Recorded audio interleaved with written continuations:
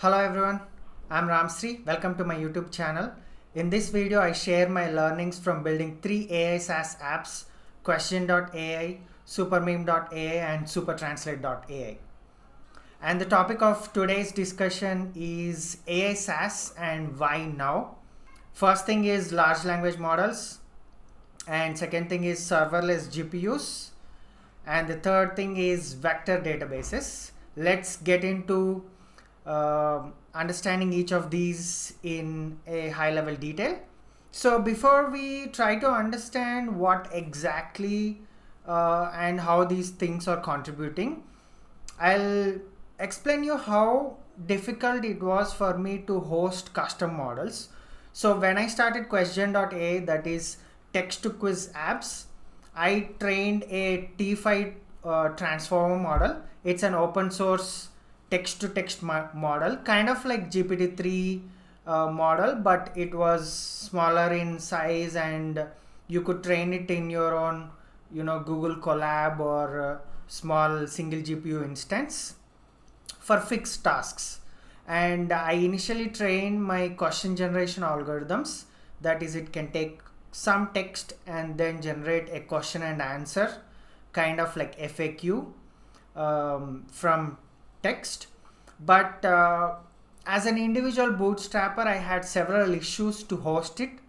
So what I mean about hosting is actually you need to host it scalably, so that even if there are 100 people using it or just one person using it simultaneously, it should be able to handle the load and scale the inference behind the scenes accordingly. So that was a major problem. So second thing was cost. Since I only need inference, let's say there are users only using during some time of the day, then I don't want to pay the bill for the whole GPU for the entire month. So that was another big problem. So when I first started hosting, I hosted it on my own AWS instance, where I had a dedicated GPU where I hosted the inference for this model, which takes in text and it generates some question and answers, FAQs. And the biggest problem was I was paying for full GPU no matter what the utilization is. So when I first launched the app, probably I had 100 users in the whole month. Maybe there are 100 or 500 maximum inferences that are done in the whole month, but I paid for the whole GPU instance $300. Secondly, even if I had gone viral, I didn't know how to scale behind the scenes comfortably, auto scaling as well as load balancing to handle that kind of virality. So that was a big problem. When the total cost I was making from the app was not higher than the GPU cost, it was kind of not a money making app, but rather a loss making app that I still kept up and running. Then beyond that, beyond my initial hosting of myself on AWS GPU, I moved on to several other providers like Hugging Face Inference API, as well as NLP Cloud, where I hosted the model myself. They gave little room for auto scaling, etc., but still the cost was prohibitively high, because I am not paying for API calls, etc., but rather I am paying for the full availability of the GPU. And this was 2 years back, and things have changed quite a lot in the recent times, which brings us to the point of serverless GPUs. So right now there are several companies like Model.com, Replicate, Banana, Slay, all these companies that are providing serverless GPUs. What that simply means is you bring in the code, then you build an API on top of it, and the GPU is spun up only on demand. So if there is an API request, probably some of the models will take maybe 20 seconds, 30 seconds to boot up, and then they serve your request. So within 1 minute, or for smaller models even under 30 seconds, you can finish off the call. And the biggest thing is you only pay for the compute. So if you use a GPU for like 20 seconds, you just pay for those 20 seconds, and in the whole month you might get a bill less than $5 or $3 if you have minimal usage, rather than $400 or $500. That has been the biggest change. Ever since that came out, I could completely reduce my costs and host serverlessly whatever API endpoints that I have, either it is T5 transform models or OpenAI's Whisper model, that is speech to text model, even using Model, Banana, all these players. I'll leave a link in the description below of the blog article where I wrote about several serverless GPUs that are currently available. And coming on to the second point, LLMs, large language models. So again, serverless GPUs solve this problem where if you had custom model, you could host it without burning too much money. But there came another big problem. If you have any AI app, there are several things that are going on. That means you need several different kinds of models to do several different tasks.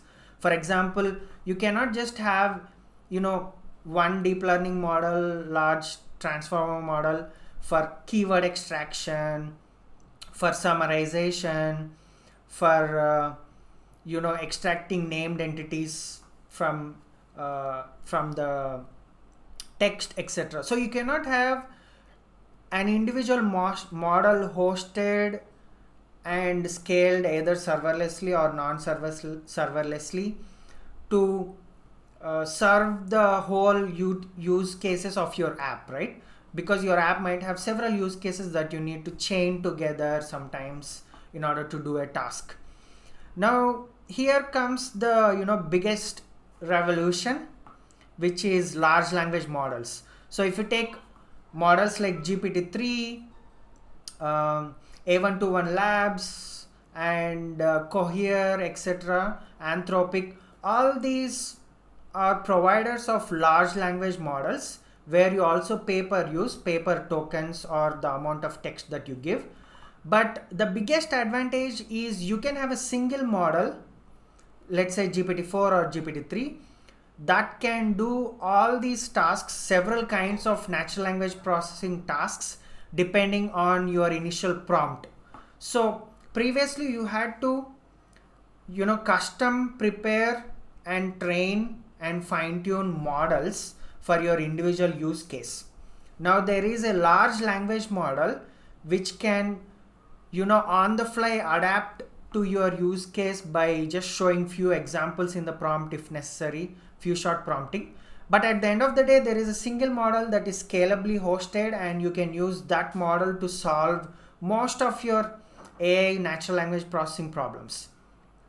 And since it's a single model, it is hosted scalably by that company no matter how many requests are there. And it is also pay per use. So unlike GPUs, dedicated GPUs, you don't need to pay for that. You only pay per usage of that model.